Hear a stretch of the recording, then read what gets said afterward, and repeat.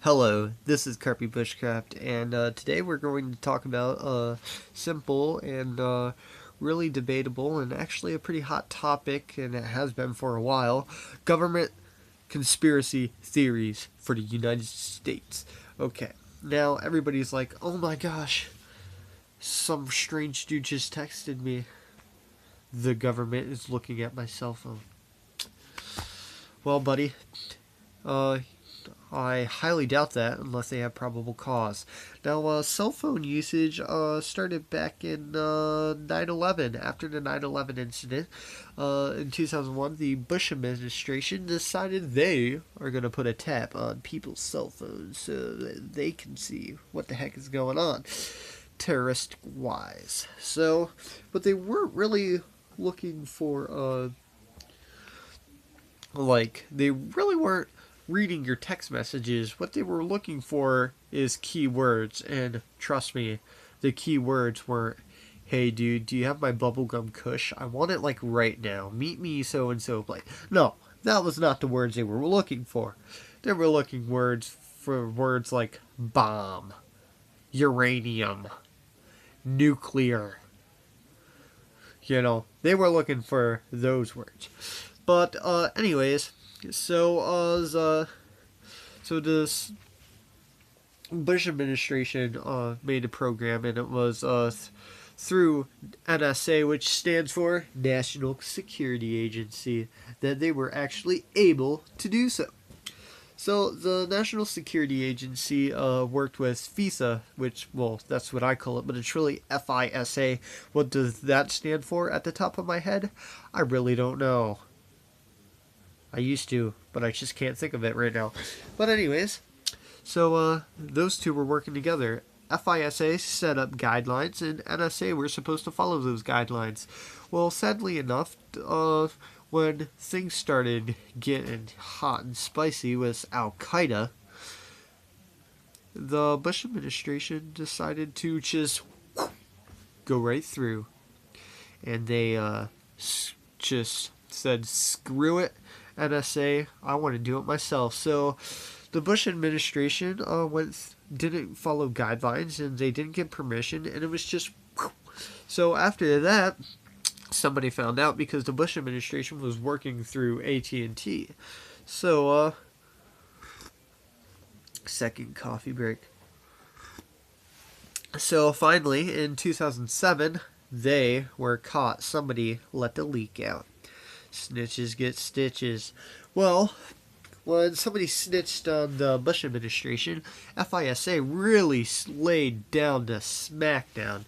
They were just like, you know what, AT&T and President Bush, we don't like you. Die.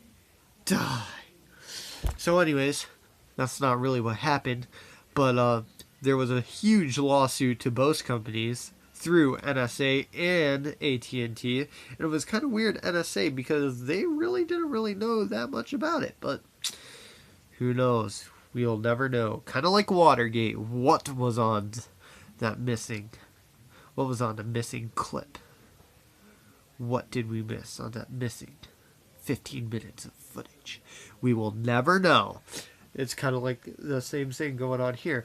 Well, anyways, so it kind of stopped. It was kind of like it definitely stopped, like the Jonas Brothers.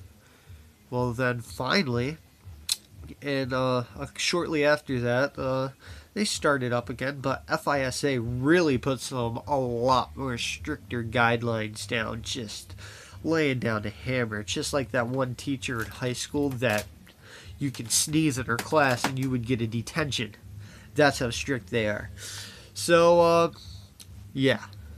So now these guidelines, now I will add that FISA really laid the hammer down on before when there was a leak. Well, the Obama administration, that's really what we're getting into, Coffee break. Oh, yeah. Got to get the beans going. So anyways, the Obama administration, they were started a program too, and they were running under FISA guidelines. And when that happened, there was actually a glitch of the system. It wasn't really, I want to go through domestic phone calls.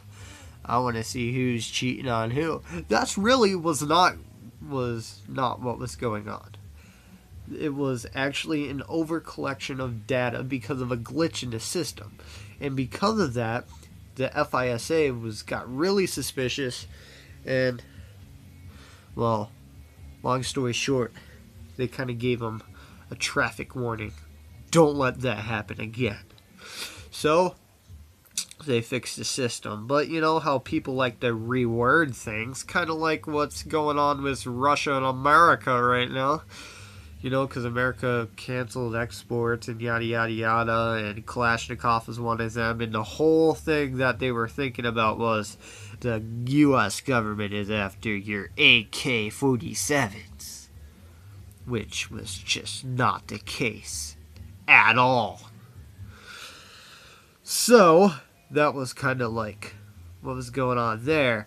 So, and I would like to, so the system is still going on. NSA is still collecting cell phone service by tapping the cell phones, such as over in Germany right now. Coffee break. Over in Germany right now, it's Germany, I don't know if it's the president or whatever, the high up over there, he's not too happy with the Obama administration and the NSA. But you know, that's a different story. That's for a different time and place. But right now we're talking about American citizens and domestic cell phone tapping. Well, I would like to say that it's harder than you think for the government to tap your cell phones. First of all, the government has to get permission through FISA, which laid the hammer down on both times, and you know, they throw down a gauntlet quite seriously. They definitely take their job seriously. So they have to go through them. And to go through them, you need viable cause, and you need to pass through their 3-judge court system, which is pretty hard. But if you have viable cause, then not really, depending on what the case is. And then you have to go through the cell phone company. You need to go through FISA and the cell phone company, and you know how that works. So, if you do think that the government is really wanting to know what you're telling your girlfriend at night when you should be sleeping and studying, I'll give you things that you can do to check and make sure that they're not. First of all, is your cell phone acting random? Have random behaviors, such as lights turning on and off without you being there? You know, is that happening? Or is your cell phone just randomly just powering off because it has dead battery, and then turn it back on again and it has a full charge? Things of that nature. Also, is your cell phone shutting off? Because a lot of the software they have is full of glitches and will shut down your cell phone. Also, are you receiving unusual texts? And not just from your pedophile neighbor, but from like random people. Unusual texts. Are you seeing an increase of data usage, not just to support your addiction to pornography, but data usage that you did not commit? Are you also is your phone also having low battery? Like, if your cell phone has low battery, I mean, obviously batteries kind of get weak after a while, but a lot of the software that they use actually will use a lot of battery. It's kind of like if you play Minecraft 24/7 on your iPhone, you know, it uses a lot of battery and a lot of data. So that's kind of the case here. So I hope you enjoyed this video, and seriously guys, the government really does not care unless you type in one of those words, which would be kind of weird if you did. Also, they do need viable cause, like, I'm sure I probably triggered one of those words, but you know, they don't really have probable cause. You know, you need probable cause. And it's really harder than you think, and it's just one of those things that I'm not for the Obama administration by no means, but you know, I can't hate them for some things that they don't do. So, anyways, this is Carpybushcraft. Thank you. Good night.